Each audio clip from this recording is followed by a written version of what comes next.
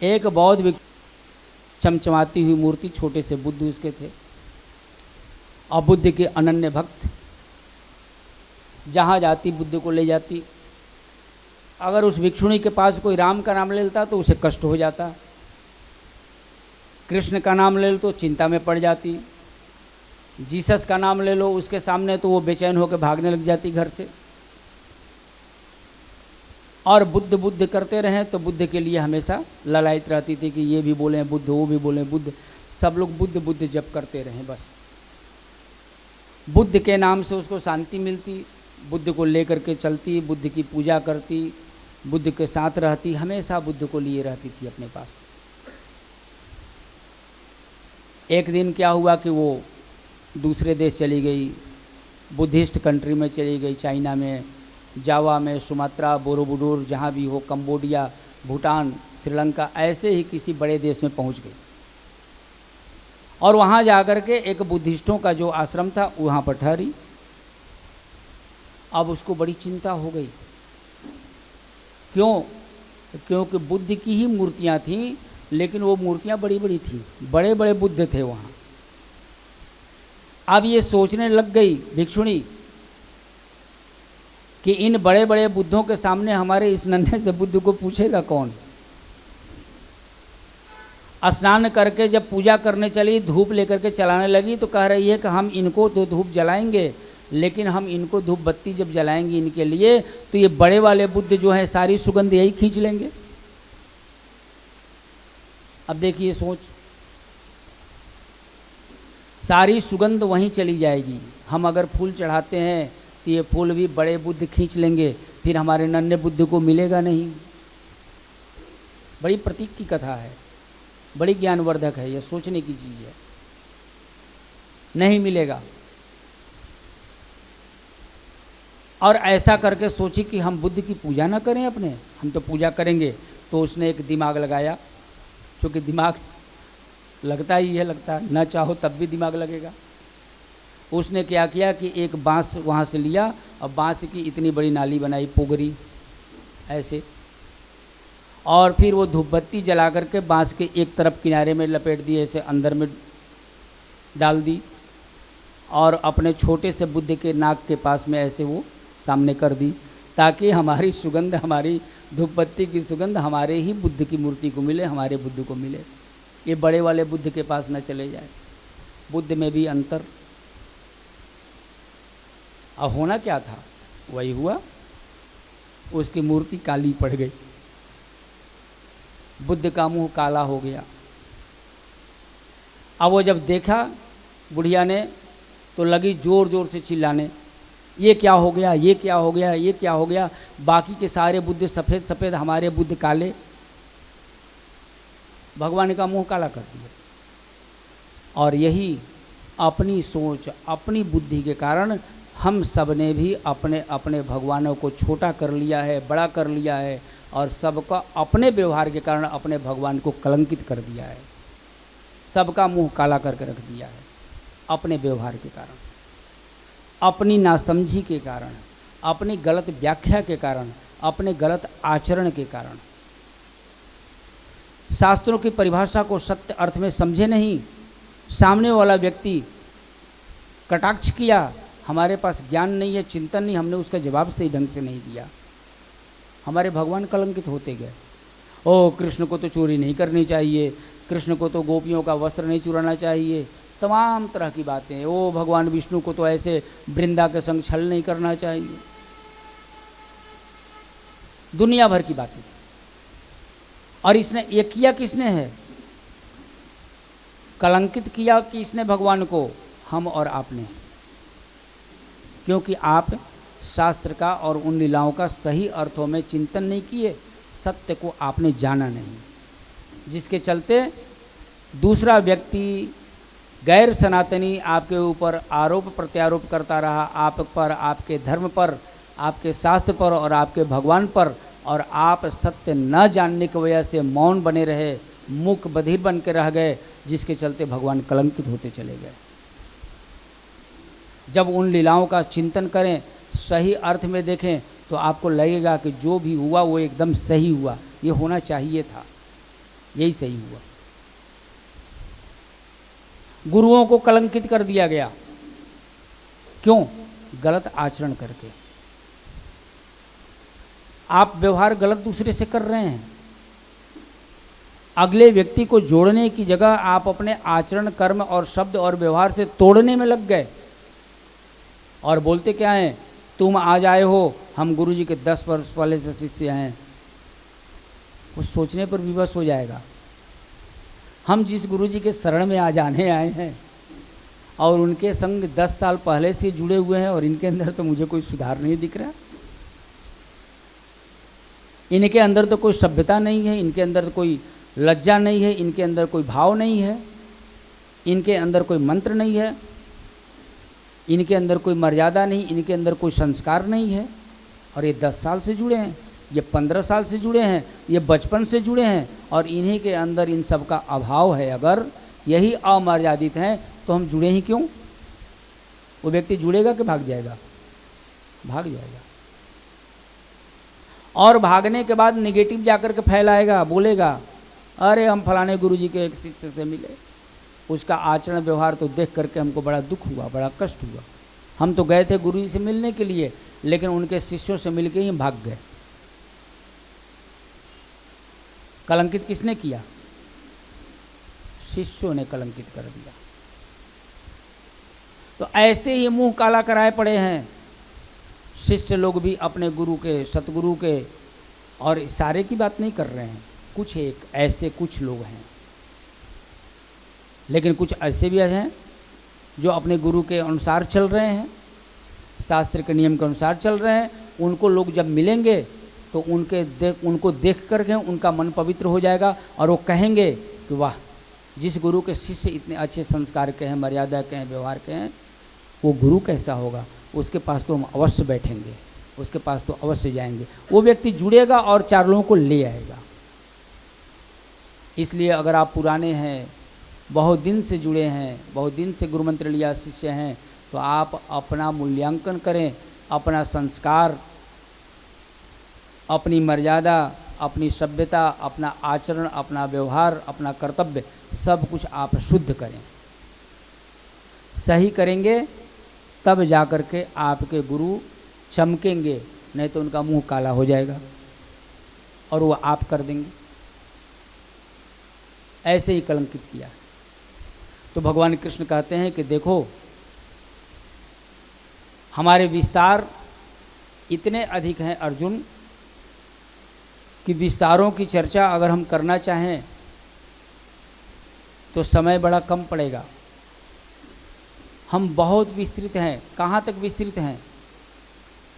कहाँ तक विस्तृत हैं? तो कहते हैं अरे हम तो ऐसे विस्तृत हैं कि हम तो प्रकृति के पार ही रहते हैं, प्रकृति के अंदर तो रह ही नहीं सकते। इस नेचर के अंदर, इस ब्रह्मांड के अंदर तो रहेंगे नहीं। ब्रह्मांड के अंदर अगर रहेंगे तो हम ब्रह्मांड से छोटे हो जाएंगे। इसलिए हम प्रकृति के पार रहते हैं। हम प्रकृति के अंदर आते हैं, इनको मोतियों की तरह संभाले हुए हैं, और पूरी प्रकृति 3 गुणों से चल रही है।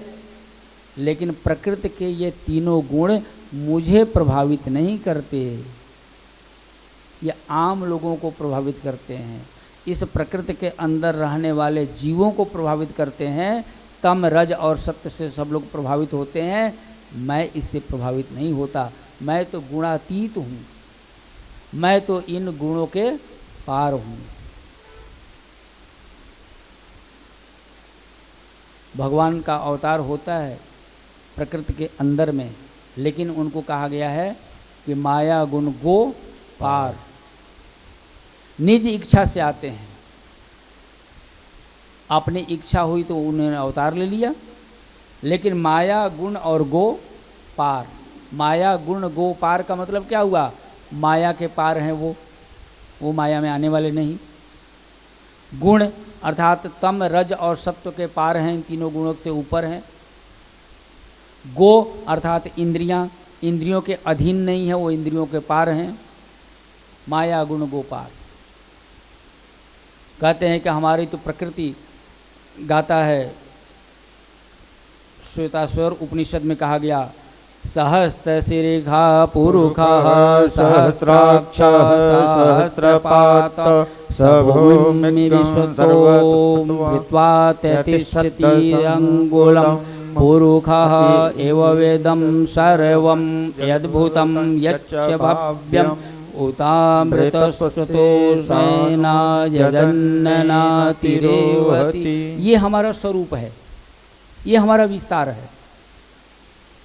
ये कृष्ण कहते हैं कि हमारे तो विस्तार की चर्चा उपनिषदों में हुई है, शास्त्रों ने गाया है, किंतु वास्तविक अर्थ में तो जान वही पाया, देख वही पाया जो मेरा प्रेमी है, जो मेरा भक्त है। जितने भी ऋषि मुनियों ने मुझे स्मरण किया, चिंतन किया, मेरा दर्शन किया, मुझे जाना, वो शास्त्रों में लिखा, लेकिन उनके लिखे हुए शब्दों में भी मैं नहीं आ पाता। केवल शब्दों से नहीं जाना जा सकता, पुस्तक से नहीं जाना जा सकता परमात्मा को, पुस्तक से उस तक नहीं पहुंचा जा सकता। पुस्तक का मतलब होता है पुष माने धक्का, पुष माने धक्का। बस पुस्तक का कार्य है कि धक्का दे देगी ये आपको चलने के लिए, उस तक जाने के लिए, लेकिन उस तक पहुंचाएगी नहीं। पुस्तक केवल उस तक धक्का देती है। चलना तो पड़ता है स्वयं के अज्ञान को दूर करके, गुरु शरण के माध्यम में रह करके, और परम दिव्य गुह्य ज्ञान को जान करके, अपनी मूढ़ बुद्धि और अज्ञान को समाप्त करके। जिस समय ज्ञान धारण कर लेंगे, जैसे जैसे अज्ञान का आवरण, अभी तो जितनी भी भक्ति होती है वो भक्ति टाइप की होती है। जो पूजा हम लोग करते हैं वो पूजा टाइप का करते हैं, केवल टाइप चल रहा है। आरती टाइप का हो रहा है, चलिए आरती करते हैं, आरती कोई नहीं करता, आरती टाइप का करते हैं बस। जो शब्द हम आरती में बोलते हैं वो करते ही नहीं, मानते ही नहीं। जो हम बोल रहे हैं आरती में शब्द, वो अपने जीवन में कभी लागू नहीं करते, कभी वो भाव ही नहीं आ पाता, लेकिन फिर भी आरती की थाल घूम रही है। अरे आरती का मतलब होता है कि जब आर्त की इति हो जाए। आर्त माने विपत्ति, चिंतित व्यक्ति, दुखी व्यक्ति। अभी चर्चा हुई ना, 4 प्रकार के लोग भजते हैं, जिसमें आर्त पहला भगवान ने नाम लिया। तो आर्त की जब इति हो जाए, अर्थात आपके दुखों का अंत हो जाए, और तब आपके अंदर से जो तरंग निकलेगी, जो आपके अंदर से झूम निकलेगी, जो गान निकलेगा, वही परमात्मा की वास्तविक आरती है। जय श्री कृष्ण। अभी तो सब आरती टाइप की होती है, बस भक्ति टाइप की होती है, व्रत टाइप का होता है, पूजा टाइप की होती है, दान टाइप का होता है, बस सब दिखावा, टोटल दिखावे में जिंदगी चल रही है सबकी। तो भगवान भी फल टाइप का देते हैं, भगवान भी उचित फल नहीं देते। कहते जितना दिखा रहे हो, जितना छिपा रहे हो, लो हम भी फल टाइप का देंगे। जैसे तुम्हारे अंदर का भाव चल रहा है, वही हमारे अंदर भी ऐसे ही चल रहा है। जैसा तुम करोगे वैसा पाओगे। गीता में यही कहा गया, जैसा सोचोगे वैसा नहीं पाओगे, जैसा करोगे वैसा पाओगे। एक छोटा सा विश्राम, आज भजन हो जाए, फिर आगे हम 9वें अध्याय की चर्चा करेंगे। जय श्री कृष्ण। जय श्री कृष्ण। ओम नीलाम्बुजश्यामलकोमलांगं सीतासमारोपितवामभागं पाणौ महासायकचारुचापं नमामि रामं रघुवंशनाथम्।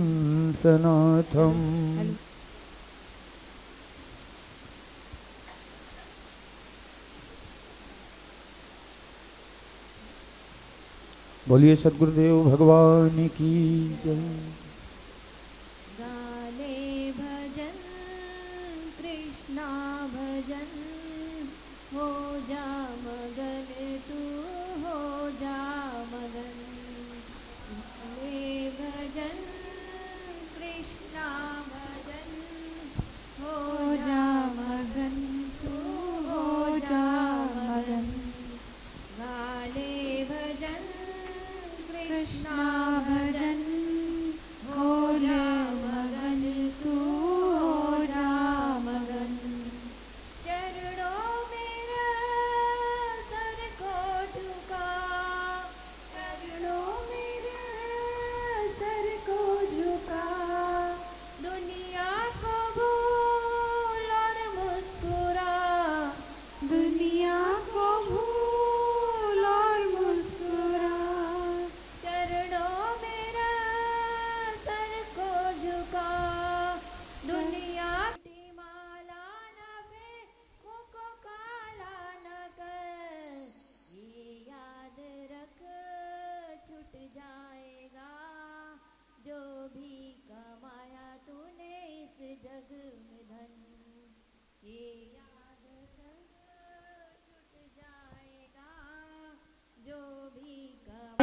वहाँ के लिए नहीं, वहाँ के लिए नहीं कोई सवारी। बोलो श्री रामा श्री रामा श्री रामा, बोलो श्री रामा श्री रामा श्री रामा। ये बोली अमोली है अमृत की धारा, ये बोली अमोली है अमृत की धारा। अगर बोली मीठी तो जग है तुम्हारा, अगर बोली मीठी तो जग है तुम्हारा। अगर बोली कड़वी, अगर बोली कड़वी ना होगा गुजारा। बोलो श्री रामा श्री रामा श्री रामा, बोलो श्री रामा श्री रामा श्री रामा। तू मन अपना हरदम हरि से लगाना, गलत राह पर तू कदम ना बढ़ाना। बोलो श्री रामा श्री रामा श्री रामा, बोलो श्री रामा श्री रामा श्री रामा। गुरुदेव को कोटि कोटि प्रणाम।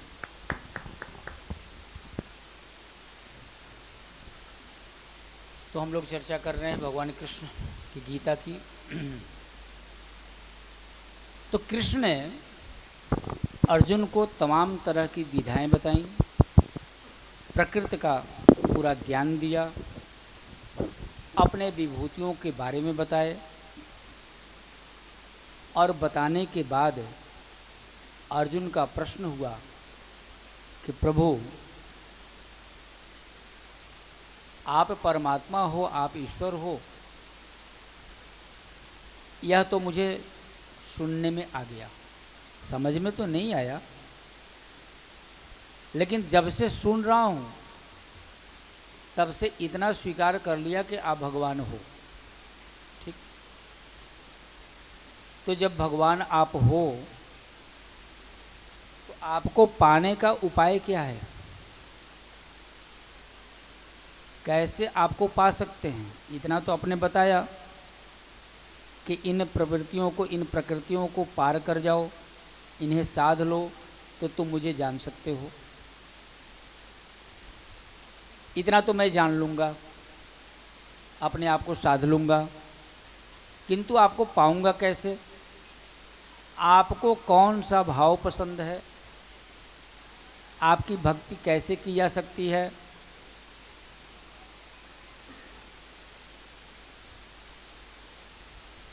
तो आप लोगों को कथा नहीं सुननी है, तुम कट कर देंगे, नहीं तो माइक अपना बंद रखिए।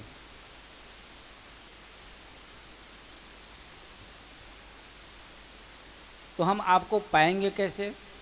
आपसे प्रेम करें, आपका दास बन जाएं, कि आपके गुणगान करें, आपका मंत्र जप करें। हम अपने अंदर क्या ऐसा करें कि आपको पा जाएं? भगवान कृष्ण ने बहुत ही बढ़िया उत्तर दिया अर्जुन के इस प्रश्न का, इस संशय का। और कृष्ण कहते हैं, अनन्या चिन्तयन्तो मां ये जनाः पर्युपासते तेषां नित्याभियुक्तानां योगक्षेमं वहाम्यहम्। कृष्ण कहते हैं, 9वां अध्याय चल रहा है, परम गुह्य ज्ञान, राजविद्या योग इसको कहते हैं। ज्ञान की ही चर्चा हो रही। कृष्ण कहते हैं कि अनन्य भाव से, अनन्य भाव, अनन्य भाव कैसा? एक ही भाव, एक ही भाव रह जाए। अनन्य का अर्थ क्या हुआ? जिसमें अन्य कोई न हो, दूसरा कोई न हो। कृष्ण कहना क्या चाहते? जिसमें न तो तू रहे और न तो मैं रहूं, न मेरा मैं रहे न तेरा तू रहे। इसको कहते हैं एक ही भाव, अनन्य भाव। इसको कहते हैं प्रेम की पराकाष्ठा, परमात्मा में विलीन हो जाना, स्वयं को खो देना, स्वयं को खो देना, एक ही भाव में आ जाना, एक ही तरह का भाव रह जाए।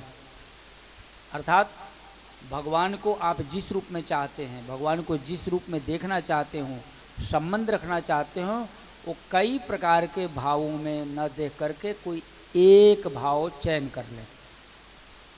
पुत्र रूप में देखना चाहते हो, पुत्र मानते हो तो आप माँ बने, भाई बनाना चाहते हो तो आप बहन बने। इसी प्रकार से भगवान को जिस रूप में, जिस संबंधों में आप चाहते हो, पहले वो आपके अंदर भाव आए। और अगर कृष्ण से पूछना चाहते हो कि आपको कौन सा पसंद है, तो कृष्ण कहते हैं प्रेमा भक्ति, कि जिसके अंदर में भाव हो, एक ही भाव हो, अनन्य भाव हो, किंतु वो प्रेम के प्रति हो। जो प्रेम की भक्ति करे वही प्रेमी हो सकता है, और जो प्रेमी होगा उसी के प्रभु हो सकते हैं। किंतु इतना प्रेम कैसे भर सकता है किसी के अंदर? प्रेम तो किसी के अंदर भरता नहीं, बल्कि भरता क्या है? घृणा। घृणा भरी हुई है हर जगह। कृष्ण कहते हैं इस घृणा को छांटना है। 8 प्रकार के प्रकृतियों की जो चर्चा की है कृष्ण ने, उसमें इन सब को हटाने की बात कहा। और जिस दिन आपके अंतःकरण से ये 8 प्रकार की प्रवृत्तियां समाप्त हो जाएंगी, शुद्ध हो जाएंगी, उस दिन आप घृणा से, ईर्ष्या से, निंदा से, आडंबर अहंकार से भरे नहीं रह जाएंगे। उस दिन आप केवल प्रेम से भर जाएंगे। जय श्री कृष्ण। केवल प्रेम। और जब प्रेम से भर जाएंगे तब आपके पास परमात्मा के पुकारने के अलावा और कोई रहेगा ही नहीं। कबीर भर गए प्रेम से, कबीर प्रेम से भर गए। एक चादर बुन लिया, कर्म सिद्धांत था, कर्म करना था, जीविकोपार्जन के लिए ऐसे परिवार में पालन पोषण हुआ था जहाँ पर वस्त्र बुनना ही उनका धंधा था। कबीर भी उस परिवार में बड़े हुए और चादर बुनना आरंभ किए। बड़े होने के बाद चादर बुन करके लेके चलते थे, ध्यान परमात्मा पर, स्मरण परमात्मा का, चिंतन परमात्मा का। चादर बुनकर लेकर चलते थे। रास्ते में चौराहे पर कहते थे राम। दूसरे को बोलते थे, जाने वाले लोगों को बोलते थे राम, यह ले लो राम, यह राम को मैंने तुम्हारे लिए बनाया है राम। चादर में भी राम, लेने वाला भी राम, इसके बदले आपको जो देना हो राम, वो राम दे दो, मैं राम को स्वीकार करूँ। जय श्री। ये भाषा कबीर की ही हो सकती है, सामान्य व्यक्ति की नहीं हो सकती। जो प्रेम से भर गया हो उसे परमात्मा ही हर चीज में दिखेगा, सर्वत्र दिखेगा, चारों तरफ दिखेगा, क्योंकि हरि व्यापक सर्वत्र समाना। और प्रेमते प्रकट, वह प्रेम से ही प्रकट होगा। परमात्मा सब जगह एक समान व्याप्त है, कहीं अलग खोजने की आवश्यकता नहीं है। आपके मूर्ति में भी प्रकट है, आपके कंकड़ कंकड़ में शंकर का वास है। ये भारत भूमि में, इस पृथ्वी में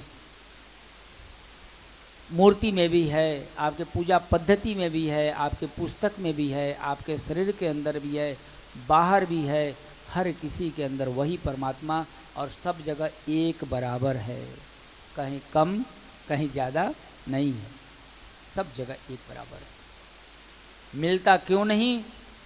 क्योंकि परमात्मा प्रेम से ही प्रकट होता है, और प्रेम की कमी है जीवन में। अपने अंदर, अपने हृदय में प्रेम की ही कमी है। हृदय में भाव होना चाहिए प्रेम का, तो हृदय में घृणा का भाव भरा है, निंदा का भाव है, ईर्ष्या का भाव है। तो जब वह हृदय खाली होगा तब परमात्मा वहां आएगा। अगर वहां परमात्मा है पहले से और उसमें आपने ईर्ष्या को प्रवेश होने दिया तो परमात्मा निकल जाएगा वहां से। कैसे? चलो अयोध्या देख लेते हैं। राम जी का अवतार अयोध्या में, कनक भवन के अंदर, और वहां कैकेयी माता है। ईर्ष्या रूपी मंथरा आ गई। मंथरा को क्या हुआ? ईर्ष्या हुई। यह ईर्ष्या क्या है? राहु की मां है। राहु ग्रहों का नाम सुने ना, राहु, राहु केतु। राहु की माता है ईर्ष्या। इसको दूसरे अर्थ में कहा गया सिंहिका, जिसको हनुमान जी ने मारा है लंका यात्रा के दौरान। लंकिनी से मिलने के पहले सिंहिका से मिलते हैं और सिंहिका का वध करते हैं हनुमान जी। सबसे पहले मैनाक पर्वत से मिलते हैं, फिर सुरसा से मिलते हैं, फिर सिंहिका से मिलते हैं, तब लंकिनी से मुलाकात होती है हनुमान जी। तर सिंहिका ही राहु की माता है। सिंहिका ही ईर्ष्या है अपने अंदर की, जो सबके अंदर होती है, मिटती नहीं कभी। किसी में कम होती है, किसी में ज़्यादा होती है, लेकिन सबके अंदर होती है। पुरुषों में थोड़ा कम पाई जाती है और बाकी जहाँ पाई जाती है वो सब समझते हैं। तो ये ईर्ष्या कभी मिटती नहीं है, कम ज़्यादा हो सकती है। इस ईर्ष्या का वध करना पड़ता है। हनुमान जी ने मार दिया। ईर्ष्या ऊपर नहीं जाने देती किसी को, देख करके जलती है। ईर्ष्या सबको नीचे गिराना चाहती है। सिंहिका का क्या रोल था? यही रोल था ना, कि जो भी उसके ऊपर से उड़ के जाता था उसकी परछाई को पकड़ती थी और खा जाती थी।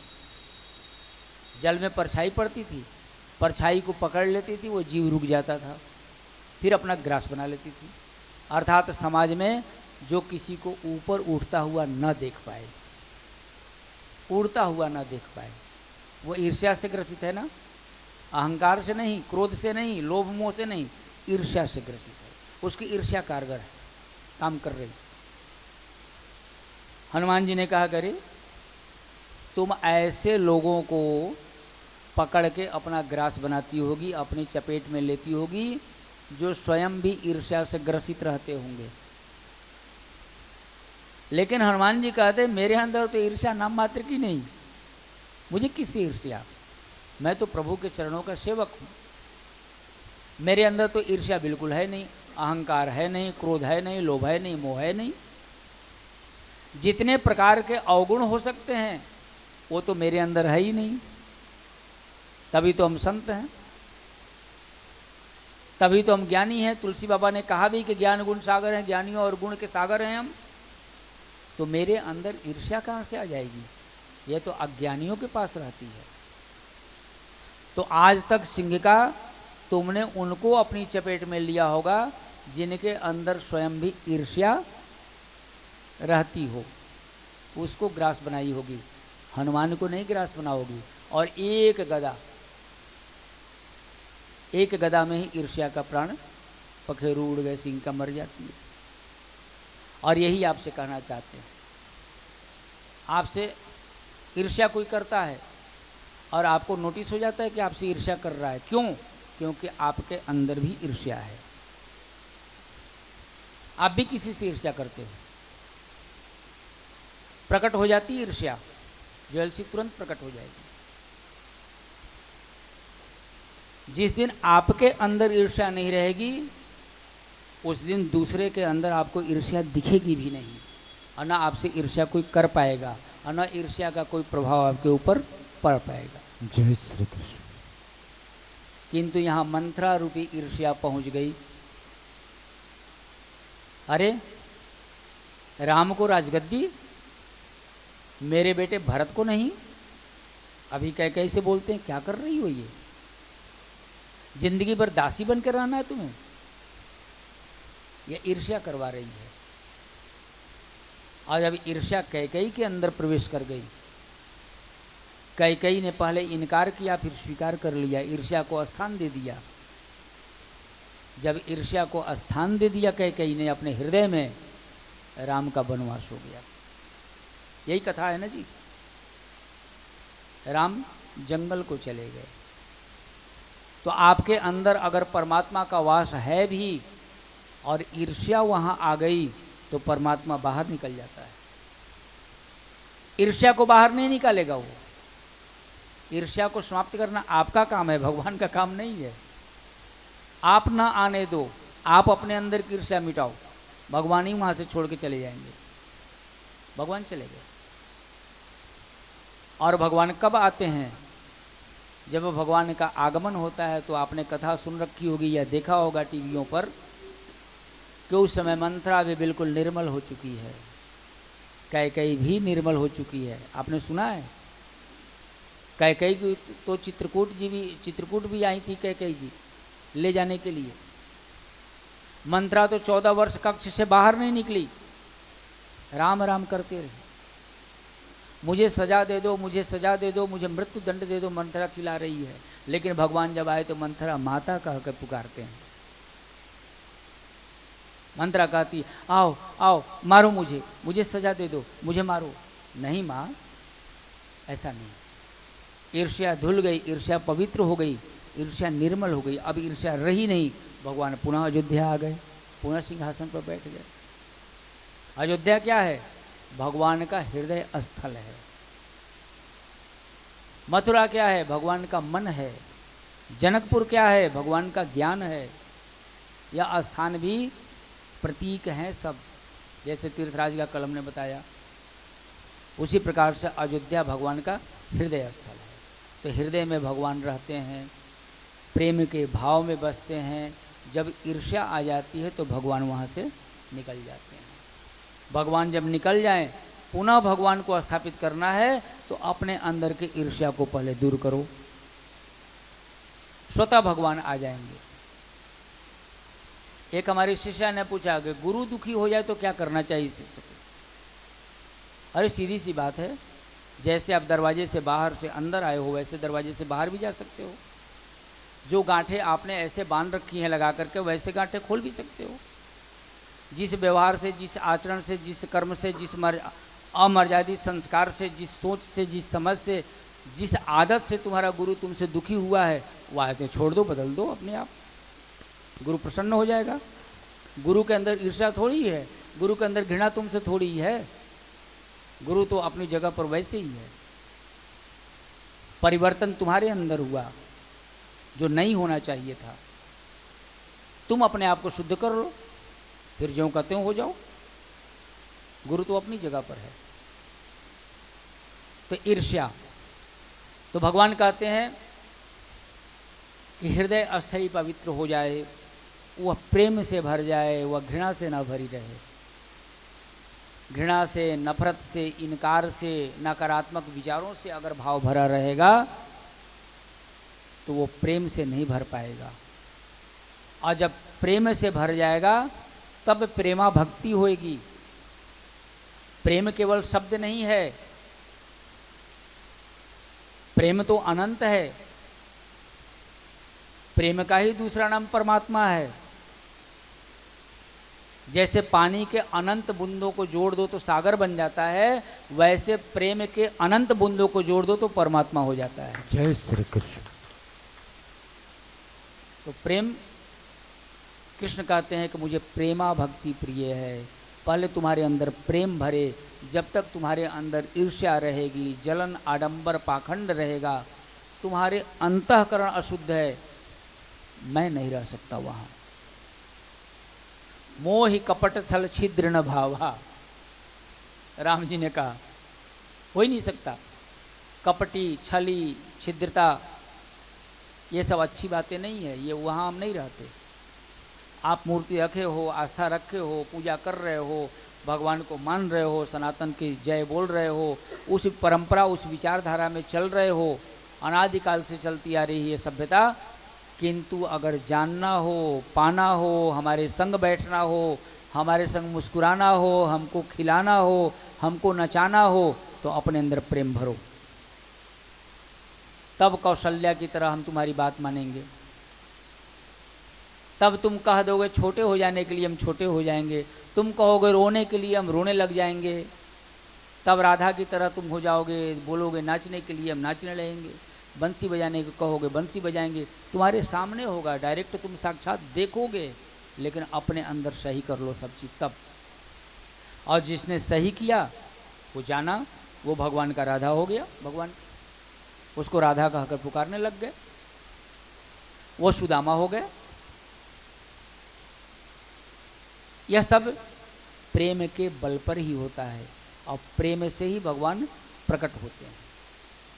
तो कृष्ण कहते हैं अनन्य चिंत्यन्ते, अगर मेरा चिंतन करना हो तो अनन्य भाव से, अर्थात अन्य भाव से नहीं, अनन्य एक ही भाव रहे जो मेरी उपासना करता हो। उपासना का मतलब क्या हुआ? उप मने नज़दीक, आसन मने बैठना, जो मेरे समीप पहुंचता हो।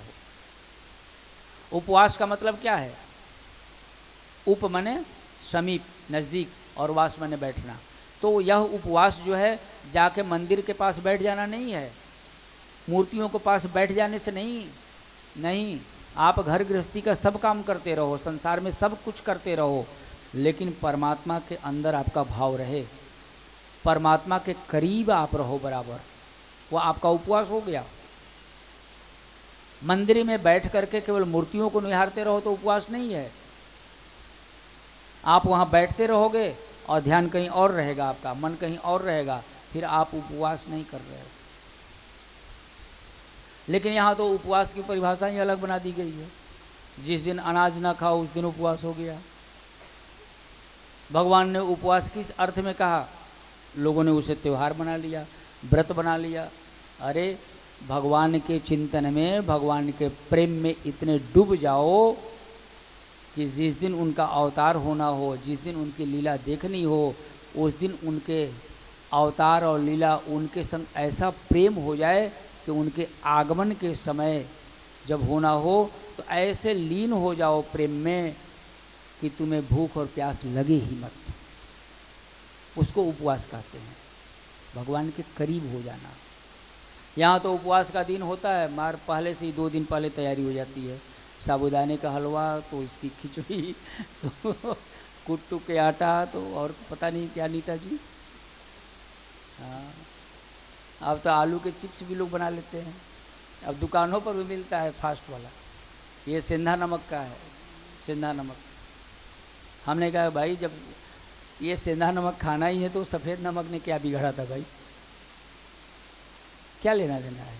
तो उपवास होने के पहले भोजन की इतनी तैयारी हो जाती है, और उपवास में लोग इतना गरिष्ठ और इतना तैलीय भोजन करते हैं जितना कि नॉर्मल दिन में नहीं करते। उसका असर होता है 2-4 दिन बाद। तो उपवास की परिभाषा बदल गई, विकृत हो गया उपवास। तो कृष्ण कहते हैं कि उपासना करना, उपासना क्या है? सौमित्रा जी उपासना है, कौशल्या जी क्या है? ज्ञान है, कैकेयी जी क्या है? क्रिया है, कर्म है। तो ये ज्ञान, उपासना और क्रिया, कर्म, यह तीनों जब एक संग रहते हैं वहाँ भगवान नाचते हैं, वहाँ मुस्कुराते हैं। उनके आंगन में यह व्यक्ति के अपने जीवन में होना चाहिए। आपके अंदर कौशल्या की तरह ज्ञान हो, आप परमात्मा को जानते रहो, ज्ञान से समझते रहो। सुमित्रा की तरह उपासना हो। सुमित्रा ने लक्ष्मण जी से कहा कि तुम मुझसे पूछने आए, तुम भ्रमित हो गए हो, तुम क्या समझते हो कि मैं तुम्हारी माँ हूँ? लक्ष्मण जी कहे इतने दिन से तो यही सिखाया गया कि आप ही मेरी माँ हैं। कहे नहीं, वो सीता तुम्हारी माँ है, राम तुम्हारे पिता हैं। आज तुम्हारी माँ सिखा रही है बात, आज से यही सीख लो। ये उपासना है जो भगवान के प्रति ऐसी आसक्त है सुमित्रा जी कि अपने बेटे को, दोनों बेटों को लगा दिया सेवा में, एक भगवान के संग, एक भगवान के भक्त के संग। तो जिनकी पूरी शक्ति उपासना में परमात्मा की लगी रहे और प्रेम से भरा हुआ व्यक्ति जब ऐसा प्रेम करके भक्ति करे तो कृष्ण कहते हैं कि योगक्षेमम वहाम्यहम, अर्थात मैं उनकी रक्षा भी करता हूँ, साथ ही साथ उनको देता भी हूँ, और इतना ही नहीं, जो उनको मिला हुआ है उसको भी अपनी शरण में रखता हूँ। जय श्री कृष्ण। बड़ी गहरी सूत्र है, बहुत गहरा अर्थ लिए हुए है गीता का, या 9वें अध्याय का 22वां श्लोक। आप अपने जीवन में कर्म करके, व्यवहार करके, आचरण करके जो भी अर्जन करते हैं वो आपके पास टिकता नहीं है, वो चलता जाता है, चलता जाता है। धर्ममय जीवन जी रहे हैं तो आपका कार्य बनाता जाएगा और निकलता जाएगा। अधर्ममय जीवन जी रहे हैं तो आपने अर्जन कर लिया है, इकट्ठे आपको डुबो देगा या नष्ट हो जाएगा, खो देंगे आप। लेकिन कृष्ण कहते हैं कि प्रेम से भर करके, एक भाव रख करके मेरी भक्ति करते हुए तुम अगर चलोगे तो तुम जितना कमा सकते हो, जितना अर्जन कर सकते हो लाभ अपने जीवन में, उससे कईयक गुना अधिक मैं स्वयं दे दूंगा, और वो तुमसे नष्ट नहीं होगा, क्योंकि मैं उसकी रक्षा भी करूंगा। जय श्री कृष्ण। हमेशा बना रहेगा। अर्जुन से कहते हैं, अरे तुमको जो कह रहा हूँ वो करो, लाभा लाभो जया जयो, ये लाभ हानि की चिंता और जय विजय की चिंता तुम्हें नहीं करनी भाई, ये मुझ परमात्मा पर छोड़ दो। तुम तो बस अपने कर्तव्य परायण हो जाओ। जीवन मरण लाभ हानि यश अपयश सब विधि हाथ है, परमात्मा के हाथ में है, इसकी चिंता तुम क्यों करते हो? जो तुम्हें करना है वही करो। लेकिन जीवन मरण के बारे में सोचने लगते हैं, लाभ होगा कि हानि होगा ये सोचने लग जाते हैं, हार जाएंगे कि जीत जाएंगे ये सोचने लग जाते हैं। कृष्ण कहते हैं कि अगर धर्म में जीवन जी रहे हो तो ये सब सोचने की आवश्यकता नहीं है, बस करो। अगर धर्म के सहारे चल रहे हो तब, अधर्म में जीवन जी रहे हो तब सोचना 1000 बार, नहीं तो डूब जाओगे, बर्बाद हो जाओगे। हमसे कोई आता है मिट्टी दिखाने, गुरुजी जमीन ले ले, हमने क्या कह रहा है, श्मशान की भूमि हो आप ले लो, हम उसे शुद्ध कर देंगे, आप चिंता मत करो। हमने कोई जमीन आज तक काटी ही नहीं, ले लो, हाँ सब सही है। ये घर बिक रहा है, हाँ ले लो, कोई दिक्कत नहीं। हमारे अंदर क्षमता है, हमारे अंदर पावर है, परमात्मा हमारे संग है, हम कर देंगे भाई। भूत हमारा नाम सुन के भागते हैं, वहां टिकेंगे कहाँ, करेंगे।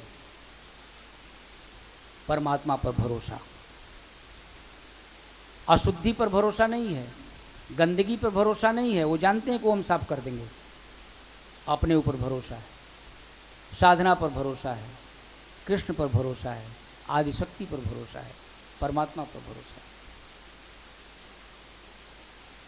तो कृष्ण कहते हैं कि ऐसे लोगों की रक्षा होती है, और जो लोग हमसे नहीं भरते, जो श्रद्धापूर्वक पूजा करते हैं और त्रुटिपूर्ण ढंग से करते हैं। पूजा तो करते हैं, पूजा में श्रद्धा तो होती है, लेकिन वह पूजा त्रुटिपूर्ण होती है, विधि का पालन सही ढंग से नहीं हो पाता। वो देवताओं में भटकते हैं, और कुछ लोग देवता को भगवान से भी श्रेष्ठ मान लेते हैं। अपने देवताओं की पूजा को इतना महान महत्व दे देंगे कि परमात्मा भी उनके सामने छोटा हो जाता है। कृष्ण कहते हैं कि उनकी श्रद्धा ऐसे भटकाओं में जन्म लेती है। याप्यंत देवता भक्ता यजन्ते श्रद्धयान्विता ते अपि मामेव कौन्तेय यजन्त विधि पूर्वकम। कृष्ण कहते हैं कि जो लोग अन्य देवताओं के भक्त हैं और उनकी श्रद्धा पूर्वक पूजा करते हैं, वास्तव में वे मेरी ही पूजा करते हैं, किंतु वे यह त्रुटिपूर्ण ढंग से करते हैं। वो त्रुटिपूर्ण तरीके से करते हैं, किसी देवता की पूजा करते हैं, वास्तव में वो मेरी ही पूजा करते हैं, क्योंकि देवताओं के पास अपनी शक्ति नहीं है। देवता भी मुझसे ही शक्ति ग्रहण करते हैं, लेकिन वो देवताओं में ही अटके रह जाते हैं, अर्थात उनकी पूजा होने के बाद भी वो अनजाने में परमात्मा की पूजा कर लिए, लेकिन उनके अंदर का भाव देवताओं पर टिके होने के कारण वह पूजा त्रुटिपूर्ण तरीके से होती है।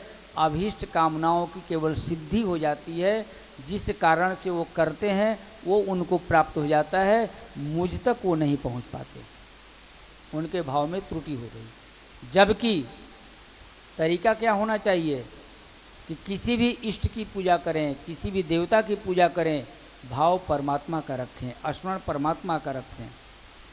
कंकड़ कंकड़ में शंकर, आप कृष्ण की मूर्ति का, गणेश जी की मूर्ति का, हनुमान जी की मूर्ति का, काली जी की मूर्ति की आरती करें, परमात्मा का भाव आपके अंदर चलता रहे तो आपकी आरती वह देवता तक ही नहीं रह जाएगी, परमात्मा तक पहुंचेगी। जय श्री कृष्ण। लेकिन अगर आपकी आरती केवल उस मूर्ति के अनुसार ही रह गई, वहीं तक रह जाएगी, फिर आपकी आरती त्रुटिपूर्ण हो गई। वो आपने शिव जी की आरती गाई है, शिव जी की आरती कैसे गाते हैं हम लोग? ओम जय शिव ओंकार। हाँ, कैसे गाते हैं? हाँ, ये किसकी आरती है? शंकर जी की आरती है। और आप इस आरती के एक एक शब्द पर जरा ध्यान देना कि क्या ये शंकर जी की आरती है। सोचिएगा जरा, ब्रह्मा विष्णु सदा शिव, आपने ब्रह्मा का नाम लिया, विष्णु का नाम लिया, सदा शिव का नाम लिया। एकानन चतुरानन पंचानन, एकानन विष्णु, चतुरानन ब्रह्मा, पंचानन शिव, श्वेतांबर पीतांबर बाघंबर, है ना आरती में? श्वेत वस्त्र पहने, पीला वस्त्र पहने, बाघंबर ओढ़े, किसके लिए कहा आपने? ब्रह्मा विष्णु महेश के लिए कहा ना। लेकिन कहते हैं कि शंकर भगवान की आरती। और आप ये परमात्मा के तीनों रूप की आरती कर रहे हैं। पूरी आरती तीनों रूप की है, इसीलिए इसमें लिखने वाले ने, शिवानंद जी ने लिख भी दिया कि ब्रह्मा विष्णु सदाशिव जानत अविवेका, जिनके अंदर विवेक नहीं है वो समझते हैं कि ब्रह्मा विष्णु और शिव अलग अलग हैं। जिनके अंदर बुद्धि नहीं है, जिनके अंदर विवेक नहीं है, वो अलग अलग समझते हैं। जबकि प्रणव अक्षर के अंदर ये तीनों एका, ओंकारेश्वर मध्य, ये तीनों एका, ओम के अधीन यह तीनों एक हैं। तो परमात्मा का भाव होना चाहिए, न केवल शिव का भाव हो। शिव तो ईश्वर रूप में है, कृष्ण तो ईश्वर के रूप में है, राम तो ईश्वर रूप में है। तो आप इनकी आरती करिए, इनकी पूजा करिए, इनकी मूर्ति रखिए, लेकिन अंदर का भाव परमात्मा के, तो आपकी आरती त्रुटिपूर्ण नहीं रहेगी, फिर श्रेष्ठ रहेगी और आपके आरती के शब्द, आपके आरती के भाव परमात्मा तक पहुंचेगा। जय श्री कृष्ण। ये कृष्ण बता रहे हैं। जो भी आप कहें उसे ध्यान से सुने। और आगे कहते हैं, इतना ही नहीं, आगे सुने, 25वें श्लोक में कहते हैं 9वें अध्याय के भगवान, यान्ति देवव्रता देवान् प्रत्यान्ति प्रतिव्रता भूतानि यान्ति भूतेज्या यान्ति मद्या जिनोपि माम्। बहुत बढ़िया गीता का एक एक कहा, कितना बढ़िया एक एक शब्द है। भगवान ने कहा कि जानते हो अर्जुन, इस संसार में लोग अपने भटकाव के कारण, अल्प बुद्धि के कारण, ढंग से चीज़ों को न समझने के कारण और अज्ञान के आवरण से ढक करके, कुछ लोग पितरों की पूजा करते हैं, कुछ लोग भूत प्रेतों की पूजा करते हैं, कुछ लोग देवताओं की पूजा करते हैं। और एक पते की बात बताएं, जो जिसकी पूजा करता है, जो जिसको महत्व देता है, वो उसी को प्राप्त भी होता है। ये गीता कहती है, भूतानि यान्ति भूतेज्या यान्ति यद्या जिनोपि माम। जिसकी भावना, जिसकी आसक्ति जिसके प्रति अधिक होगी, जो जिसको मान्यता देगा, जो जिसको महत्व देगा वह भी उसी को प्राप्त होगा। अब बताइए, आप सब लोग भगवान की शरण जाना चाहते हैं, भगवान को प्राप्त करना चाहते हैं, किसको चाहते हैं? हर किसी की इच्छा होती है भगवान की शरण जाएं। अभी भी रहें तो भगवत शरण में रहें, गुरु चरण में रहें, और शरीर छोड़ें तो भी भगवान की शरण में जाएं, यही इच्छा होती है ना। तो फिर जीवन भर भगवान का ही जप करें, भगवान को महत्व दें, भगवान की ही पूजा करें। भूत प्रेतों को क्यों महत्व देते हैं? भूत प्रेतों की मान्यता क्यों मान लेते हैं? अगर जिंदगी भर आप भूत प्रेतों को महत्व देंगे, भूत प्रेतों की पूजा करते रहेंगे, उसको स्वीकार करेंगे, आपका एक्सेप्टेंस ही गलत हो जाएगा, तो आप भी भूत प्रेत को ही प्राप्त होंगे। ये गीता कह रही है। जो देवताओं की पूजा करते हैं वे देवताओं के बीच जन्म लेंगे, देवताओं को प्राप्त होंगे। जो पितरों की पूजते हैं वो पितरों के पास जाते हैं, जो भूत प्रेतों की उपासना करते हैं उन्हीं के बीच जन्म लेते हैं, और जो मेरी पूजा करते हैं वो मेरे साथ निवास करते हैं। कृष्ण का ये घोषणा है। अब इसको अगर अंतःकरण में समझें, भूत प्रेत वो आडंबर वाली बात नहीं। भूत प्रेत माने भूत प्रेत का जीवन, निकृष्ट, असंगति, आवारापन, उदंड, कुसंगति, इसको कहते हैं प्रेतिक शक्तियाँ। तो यदि आप भगवत प्राप्ति चाहते हैं, आप भगवान माने आनंद, प्रेम, प्रसन्नता, भगवान का अर्थ हुआ। तो आप चाहते हैं कि हम भगवान के सानिध्य में रहें, भगवान के शरण में रहें, तो भगवान का जप करें, भगवान का पूजन करें, भगवान को ही माने, भूत को ना माने, प्रेत को ना माने। तो आपका जन्म भी अगर इस जन्म में नहीं हुआ, गलती से प्रारब्ध के कारण गलत जगह हो गया, तो अगला जन्म होगा तो आप ऐसे जगह पर आपका जन्म होगा जहाँ शांति ही शांति रहे, जहाँ सुख ही सुख रहे, जहाँ अच्छी संगति ही संगति मिले आपको, आपको हृदय बराबर गदगद रहेगा और प्रसन्न रहेंगे। लेकिन जब जीवन में अभी अशांति है और आज भी आप भूत प्रेतों की मान्यता दे रहे हैं, तो अगला जन्म भी ऐसे जगह पर हो जाएगा जहाँ पर चारों तरफ कलह ही कलह रहे, कलेश ही कलेश रहे, जीवन एकदम नष्ट हो जाएगा। क्षेत्र आपको ऐसा मिल जाएगा, ऐसे गंदे जगह पर आपका जन्म हो जाएगा जहाँ पर आपका जीवन दूभर हो जाएगा। इसको कहते हैं प्रेतत्व की संगति। उस प्रेतत्व से मुक्ति चाहिए। जूम बंद हो गया क्या?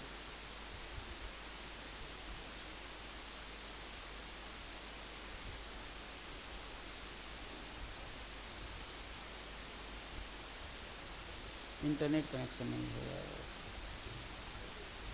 वाईफाई बोलो।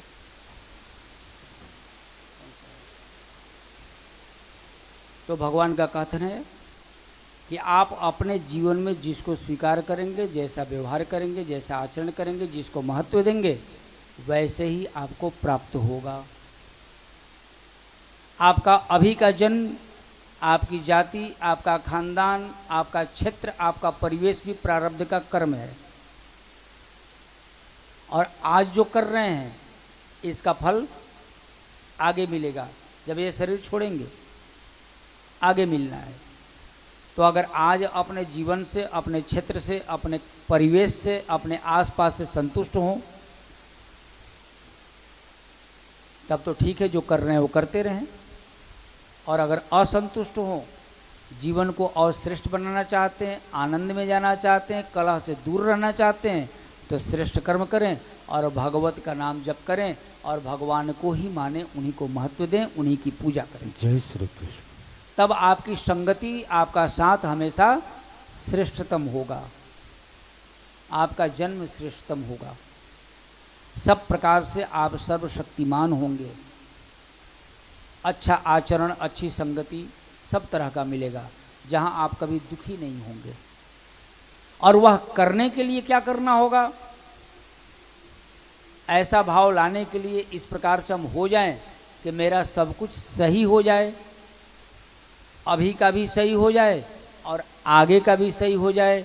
हे माधव, कृपा करके एक बात बस इसको बता दीजिए कि आगे क्या करें हम, कि आज का भी सही हो जाए और आने वाले समय का भी सही हो जाए, संस्कार सही देना शुरू कर दें ताकि आगे आने वाली संतति भी सब सही हो जाए। इसके लिए हम क्या करें? तो कृष्ण ने बहुत बढ़िया 26वें श्लोक में कहा, पत्रम पुष्पम फलम तोयम यो मे भक्त्या प्रयक्षते तदहम भक्ति उपप्रतमस्मामि प्रयात्मना। कहते हैं कि हे अर्जुन, यदि कोई मेरी पूजा करे, भक्ति पूर्वक करे, शुद्ध बुद्धि से करे और मुझे पत्र, पुष्प, फल, तोय, तोय माने होता है जल, जल अर्पण करता हो, ऐसे अपने जीवन में अपना ले। पत्रम पुष्पम फलम तोयम माने पत्ता, जल, फूल और फल, जो ये 4 चीज़ें मुझे अर्पण करता है, मैं इसे बड़ी ही प्रेम से स्वीकार करता हूँ। और जो ऐसा करते हुए ही अपना जीवन जी रहा होता है, वह निश्चित रूप से मुझे ही प्राप्त होता है और मैं उसे प्राप्त होता हूँ। श्रेष्ठ जीवन उसका होता है, श्रेष्ठ संगति उसे मिलती है, अच्छे विचार के लोग उससे जुड़ेंगे, देवत्व सी संगति होगी और उसके जीवन का कलह क्लेश हमेशा के लिए दूर हो जाता है। अब ये काम तो हम सब लोग करते हैं कि नहीं? कर रहे हैं कि नहीं कर रहे हैं? आचार्य जी, ये जो भगवान कृष्ण कह रहे हैं करने के लिए, यह तो सनातन धर्म के सभी लोग लगभग कर रहे होंगे। भाई सावन का महीना, बिलपत्र तो सभी चढ़ाते, पत्ता चढ़ा रहे हैं, फूल भी चढ़ाते होंगे सब लोग, फल भी चढ़ाते होंगे और जल तो अनिवार्य है शिव जी के लिए, चढ़ाते ही चढ़ाते होंगे। फिर भी क्या मिल रहा है क्या जो कृष्ण कह रहे हैं देने को? जब आज ही नहीं मिल रहा है तो क्या आगे की कोई गारंटी है क्या? तो क्या ये शास्त्र गलत बोल रहा है? क्या कृष्ण गलत बोल रहे हैं? नहीं, कृष्ण कभी गलती से भी गलत शब्द नहीं बोलते, बहुत उचित शब्द बोलते हैं, नाप तोल करके बोलते हैं। तो फिर कृष्ण के इस संकेत को अभी हमने कुछ देर पहले ही कहा कि अपने अपने भगवान को, शास्त्र को, गुरु को लोगों ने कलंकित कर दिया। इस श्लोक की चर्चा क्या हुई? पत्ता चढ़ाओ, फूल चढ़ाओ, जल चढ़ाओ, फल चढ़ाओ, भगवान प्रसन्न होंगे, और सारी दुनिया इसी को चढ़ाने में लगी है। कृष्ण का यह संकेत नहीं है। गीता गहरे अर्थों में लेने की आवश्यकता है। ये छिछले अर्थ, ऊपरी अर्थ हम सब ने ले लिया। तो ऊपरी अर्थ लेकर के तो हमने अपने कर्मकांड में इसे शामिल कर लिया, पूजा पद्धति में शामिल कर लिया, अच्छी बातें कर लिया, करना भी चाहिए। हम लोग सनातनी हैं, हमें पूजा पद्धति स्वीकार करना चाहिए। किंतु कृष्ण इन चारों चीज़ों का उदाहरण देकर के कहना क्या चाहते हैं, तो जरा इसका समीकरण देखें, इसका संकेत समझें। जल सबसे तरल चीज है, लिक्विड हर फॉर्म में रहने वाला जल सबसे पहली अवस्था है। जल से पत्ता बनता है और पत्ते जब पौधे बन जाते हैं तब उस पर फूल आता है। यही क्रम है ना। तीसरी अवस्था फूल की हो जाती है और फूल के बाद फिर उसमें फल लगता है उस पौधे में। चौथी अवस्था फल की। जल क्या कहते हैं, किसको कहते हैं अध्यात्म में, अंतःकरण में, कि भगवान कहते हैं जब तुम जल के रूप में हो तब अपने आप को मेरे प्रति, मेरे परायण समर्पित कर देना। जल का रूप कौन सा होता है, अर्थात किशोरावस्था में, बाल्यकाल में। यह चार जो चरण हैं यह मनुष्य की अवस्थाएं हैं, मनुष्य की अवस्था। तो कहते हैं जब तुम जल के रूप में हो, किशोरावस्था में हो, 10-12 साल के पहले की बात हो, प्रहलाद की उम्र में हो, ध्रुव के उम्र में हो तो ऐसे उम्र में ही तुम मेरे परायण हो जाना, मेरे भक्त हो जाना, गुरु चरण में चले जाना, भगवत शरण में चले जाना। मैं स्वीकार कर लेता हूं। तुम कैसे अच्छे होगे, कैसे अच्छे बन पाओगे, अच्छा कैसे नहीं बन पाए, इसका कमी देखिए। कृष्ण कह रहे हैं कि जब इस रूप में, इस अवस्था में हो तभी मेरी शरण आ जाना। अच्छा उस टाइम में नहीं आए, चलो कोई बात नहीं। अब तुम जल से रूप परिवर्तित हो गया, तुम्हारी उम्र बढ़ गई, अब तुम थोड़ा सा कठोर हो गए, पत्ते के रूप में हो गए, यानी कि तुम्हारी उम्र अब 10 वर्ष से लेके 20 वर्ष की आसपास हो गई। अब तुम कठोर हो गए, पत्ते के रूप में हो गए। भगवान कहते हैं कोई बात नहीं, उसी समय गुरु चरण, उसी समय भगवत शरण में आ जाना। वो स्वीकार करते हैं, पत्ता भी हम स्वीकार करते हैं। लेकिन उस समय लोगों ने भटका दिया। अभी तो खेलने खालने की उम्र है, पढ़ने की उम्र है, कहाँ विद्यार्थी जीवन, कहाँ है गुरु शरण में जाना। अभी तो विवाह हो जाए तब जाना। तुम भटक गए, इनकार कर दिया, कोई बात नहीं। अब तुम जवानी की युवा अवस्था में पहुंच गए। वह अवस्था कौन सी है? तीसरे चरण की, यानी कि जल से पत्ता और पत्ता से अब फूल। अब तुम फूल रूप में हो गए। अब तुम्हारी अवस्था 20 से 35 के बीच पहुंच गई, 20 से 40 के बीच पहुंच गई। अब तुम फूल बन गए। और यह वह पड़ाव होता है जिसमें हर व्यक्ति का जीवन बनता है, कैरियर बनता है। उसको उसी समय यश की प्राप्ति होती है। उस समय उसका जीवन पराकाष्ठा पर होता है, वह जीवन को स्थापित करने वाला होता है, गृहस्थ जीवन में प्रवेश करने वाला होता है। फूल हम लोग क्यों चढ़ाते भगवान पर? प्रभु ये आपके चरणों में अर्पित है, इसकी सुगंध जैसे फैल रही है वैसे ही इस फूल की सुगंध की तरह हमारा नाम, हमारा यश, हमारी कीर्ति भी संसार में फैले, ऐसी कृपा करो। जय श्री कृष्ण। तो तुम फूल के रूप में हो गए। अब 25 से 40 के बीच में हो गए, युवावस्था में हो गए। तो मैं तो फूल भी स्वीकार करता हूं। कृष्ण कह रहे हैं कि तुम उसी अवस्था मेरी शरण आ जाओ। मुझे तो फूल भी पसंद है। अच्छा चलो उस समय नहीं आए, आडंबर में फंस गए।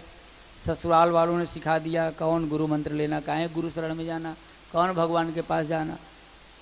गलत संगति दोस्तों ने भटका दिया, गुमराह कर दिया, झूठ आडंबर तुम पर थोप दिया, तुम शरण में नहीं आए, छोड़ दो, जाने दो। अब तुम अवस्था को पार कर गए। अब तुम 40 से 60 के बीच पहुंच गए। अब वो तुम्हारी अंतिम अवस्था है, चौथी अवस्था फल की। फूल के बाद फल, फल की। तो भगवान कहते हैं फल तो हम स्वीकार करते हैं, तुम उसी अवस्था में मेरी शरण आ जाओ,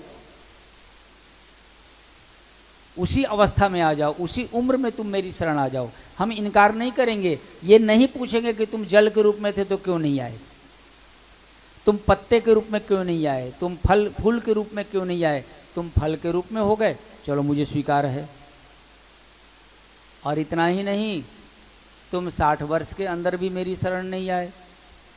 अभी तो तुम फल बने हो और 60 से लेके 80 के बीच पहुंच गए, अर्थात फल पक गया।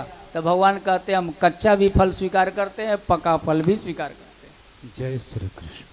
करते हैं कि नहीं भगवान? सब फल स्वीकार करते हैं। तो ये 4 अवस्थाएं हैं मनुष्य की, किशोरावस्था, युवावस्था, प्रौढ़ावस्था, वृद्धावस्था। किसी भी अवस्था में आप गुरु चरण में चले जाओ, उसका अनुसरण करने लग जाओ, भगवत दर्शन करने लग जाओ, भगवत चर्चा करने लग जाओ, भगवान के परायण हो जाओ, सनातन के अनुसार चलने लग जाओ, धर्म परायण हो जाओ। तो भगवान कहते हैं जब ये अपने जीवन में तुम अपनाओगे, तुम्हारी संतति अपनाएगी, तो तुमको हमेशा वही मिलेगा जो तुम चाहते हो। अच्छी संगति और कलह से मुक्ति, आनंद और प्रसन्नता पूर्वक तुम जीवन जियोगे भी, और अगला जन्म भी तुम इससे भी और बेहतर पाओगे। बोलिए जय श्री कृष्ण। जय श्री कृष्ण।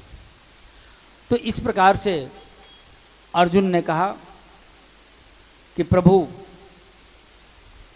हमको क्या करने पर आप मुझे प्राप्त होगे। और कृष्ण कहते हैं कि ये हमारा शर्त जो समझ लेगा, तुम जो भी करो, जब भी करो, जहां भी करो, वह मुझे अर्पण करो। तुम्हारा भाव मुझ परमात्मा के प्रति लगा रहे, हमेशा परमात्मा के प्रति तुम्हारा भाव लगा रहे, स्मरण परमात्मा का बना रहे। यत् करोषि यद् शस्नासि यद् जुहोषि ददासि यदा यत् पश्यसि कौन्तेय तत् कुरुष्व मदर्पणम्। हे कुंती पुत्र, तुम जो कुछ करते हो, जो कुछ खाते हो, जो कुछ अर्पित करते हो या दान देते हो, जो भी तपस्या करते हो, उसे मुझे ही अर्पण कर दो, मुझे ही अर्पित करके सब काम करो। जल भी अगर आप ग्रहण कर रहे हो तो परमात्मा को अर्पण करके जल ग्रहण करो, वह जल अमृत बन जाएगा। भोजन ग्रहण करने चले, परमात्मा को अर्पण करके तब भोजन करो, वो भोजन प्रसाद बन जाएगा, उसमें स्वाद आ जाएगा। दान करने चलते हो पवित्र कार्य से, पुण्य मन से, निर्मल मन से, परमात्मा का स्मरण करके परमात्मा के हेतु दान करो, वह दान आपका फलित होगा, वह दान महादान हो जाएगा। लेकिन जब किसी का सहयोग करने के लिए दान करने चले हो तो वह दान महादान नहीं बनेगा। अगले के मांगने पर दान देने चले हो, वह दान महादान नहीं बनेगा। बार बार कोई दान मांगने आ रहा हो, उसे इनकार करके, उसे इग्नोर करके, नज़रअंदाज करके मजबूरी में देना पड़े, वह दान महादान नहीं बनेगा। बार बार आपसे दान की याचना करने कोई आए और बार बार उसे समय देते रहो, आज नहीं कल दे देंगे, अब कह दिया तो दे देंगे, इतना भी विश्वास नहीं। 4 दिन बाद आ जाना, परसों आ जाना, ये होता है कि नहीं? यही परंपरा लागू है। आप अनजाने में गलत करते जा रहे हो, आप पाप करते चले जा रहे हो। कृष्ण कहते हैं कि देना जब तुम्हें है तो तुम कर्तव्य अपना समझ के, बिना उसके कहे, बिना मांगे स्वेच्छा से जाके दे आओ। भाई ये तुम मूर्ति पूजा करवा रहे हो, दुर्गा पूजा करवा रहे हो, हमारे तरफ से ये रख लेना, अपना कर्तव्य समझ के, वह दान आपका महादान हो जाएगा। लेकिन चौराहे पर से आपका आए और आपके पास से रसीद लेके वापस जाए और रसीद काट के दे जाए, फिर वो वसूली करने आए, आखिर अंत में उतना दोगे तुम, लेकिन वो महादान नहीं बनेगा। उस दान का कोई फल की प्राप्ति भी नहीं होगी। वह दान तमोगुणी बन जाएगा, वह दान रजोगुणी बन जाएगा।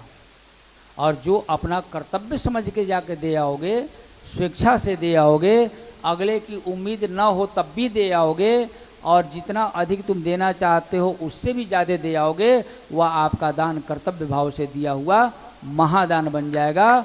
तुम्हें भी प्राप्त होगा, तुम्हारी आने वाली संतति को भी प्राप्त होगा, आदि औलाद को भी प्राप्त होगा, और अनंत गुना हो करके प्राप्त होता रहेगा। रॉयल्टी इनकम की तरह हमेशा मिलता रहेगा तुम्हें। जय श्री कृष्ण। ये कृष्ण कहते हैं।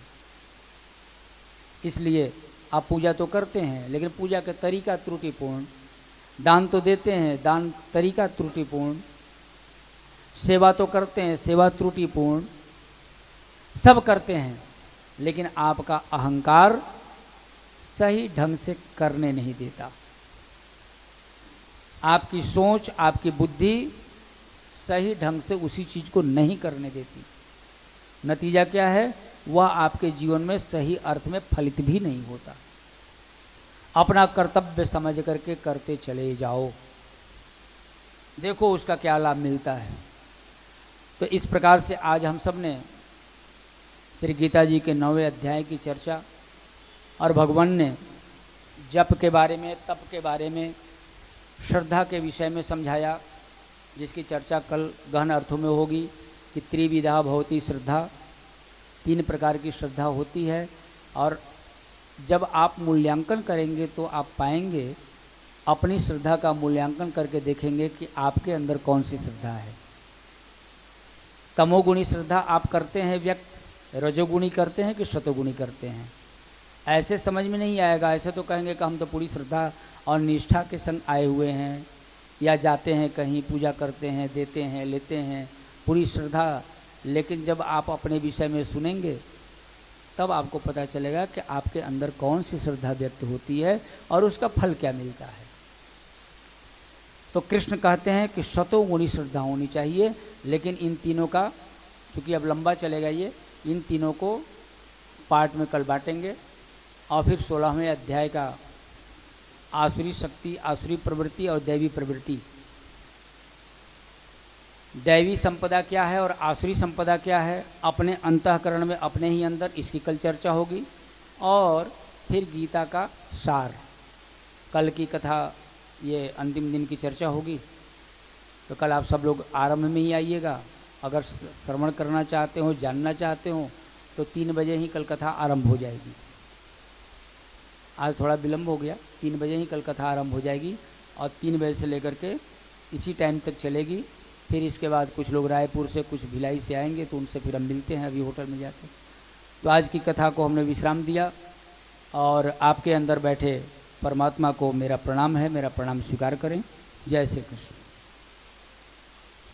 आइए आरती करते हैं।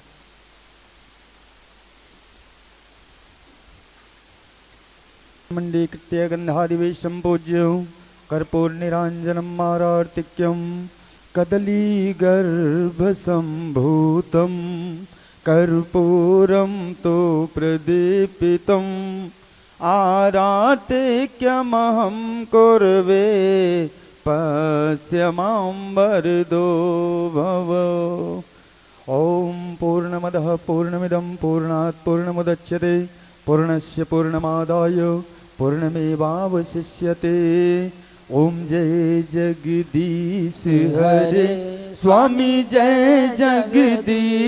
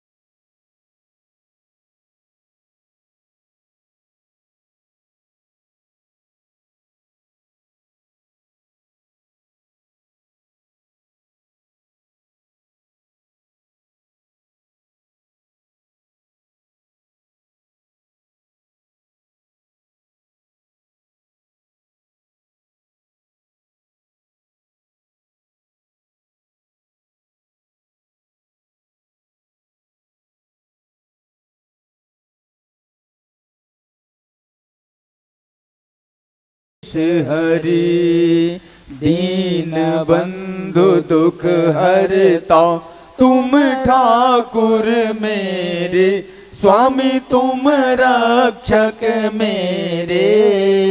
अपने हाथ उठाओ, अपने शरण लगाओ, द्वार पड़ा तेरे। ओम जय जगदीश हरि। विषय विकार मिटाओ, पाप हरो देवा, स्वामी कष्ट हरो देवा। श्रद्धा भक्ति बढ़ाओ, श्रद्धा प्रेम बढ़ाओ, संतन की सेवा। ओम जय जगदीश हरि। तन मन धन सब कुछ है तेरा, स्वामी सब कुछ है तेरा। तेरा तुझको अर्पण, प्रभु जी का प्रभु को समर्पण, क्या लागे मेरा। ओम जय जगदीश हरि। श्याम सुंदर जी की आरती जो कोई नर गावे, स्वामी प्रेम सहित गावे। कहत शिवानंद स्वामी, कहत शंकर शरण स्वामी, मनवांछित फल पावे। ओम जय जगदीश हरि। ओम जय जगदीश हरे, स्वामी जय जगदीश हरे। भक्त जनों के संकट, दास जनों के संकट, क्षण में दूर करे। ओम जय जगदीश हरि। ओम जय जगदीश हरि। कर्पूर गौरम करुणावतारम, संसार सारम भुजगेन्द्रहारम, सदा वसन्तं हृदयारविन्दे, भवं भवानी सहितं नमामि। मनोजवं मारुततुल्यवेगं, जितेन्द्रियं बुद्धिमतां वरिष्ठं, वातात्मजं वानरयूथमुख्यं, श्रीरामदूतं शरणं प्रपद्ये। देवी प्रपन्नार्तिहरे प्रसीद, प्रसीद मातर जगतोऽखिलस्य, प्रसीद विश्वेश्वरि पाहि विश्वं। त्वमीश्वरी देवी चराचरस्य, ब्रह्मा मुरारिस्त्रिपुरान्तकारी, भानो शशि भौमि सुतो बुधश्च, गुरुश्च शुक्रः शनिराहुकेतव, सर्वे ग्रहाः शान्तिकरा भवन्तु। त्वमेव माता च पिता त्वमेव, त्वमेव बन्धो च सखा त्वमेव, त्वमेव विद्या द्रविणं त्वमेव, त्वमेव सर्वं मम देव देव, त्वमेव सर्वं मम देव देव, त्वमेव सर्वं मम देव देव। कर्पूर निरांजनम आरतिक्यम समर्पयामि। मंडपस्थ आवाहित पूजित प्रतिष्ठित देवी देवताभ्यो नमः। जलेन शीतलीकरणं पुष्पैः देवादिवन्दनम्, आरोग्यार्थे आत्माभिवन्दनम्, आत्मवन्दनं, चक्षुवन्दनं, सर्वांगवन्दनम्, आरतिक्य ग्रहणम्। प्रेम से बोलिए गणपति गजानन भगवान की, पार्वती माता की, शंकर भगवान की, हनुमान जी महाराज की जय, लक्ष्मी नारायण भगवान की जय, श्री सीतारामचंद्र भगवान की जय, श्री राधा कृष्ण भगवान की जय, गंगा महारानी की जय, यमुना महारानी की जय, सरस्वती माता की जय, वेणी माधव भगवान की जय, महामाया देवी की जय, तारा चंडी महारानी की जय, कामाख्या देवी की जय, धर्म की, अधर्म का नाश हो, प्राणियों में भावना हो, विश्व का कल्याण हो, गौ माता की जय हो, सत्य सनातन वैदिक धर्म की जय हो, सदगुरुदेव भगवान की अपने अपने माता पिता की जय हो, सत्य सनातन धर्म की जय हो। यजमान का कल्याण हो। नमः पार्वती पतये हर हर महादेव। सर्वे भवन्तु सुखिनः सर्वे सन्तु निरामया सर्वे भद्राणि पश्यन्तु मा कश्चित् दुःखभाग् भवेत्।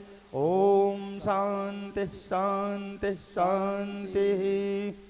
आप सभी भक्तजन आरती एवं प्रसाद लेकर के यहाँ से प्रस्थान करेंगे। अतः जो कथा का विराम आज यहाँ हुआ है, कल पुनः 3 बजे से पहले आप लोग यहाँ उपस्थित हो जाएं और महाराज जी की अमृतमयी वाणी से इस कथा का आत्मसात करें और अपने जीवन को धन्य बनाएं।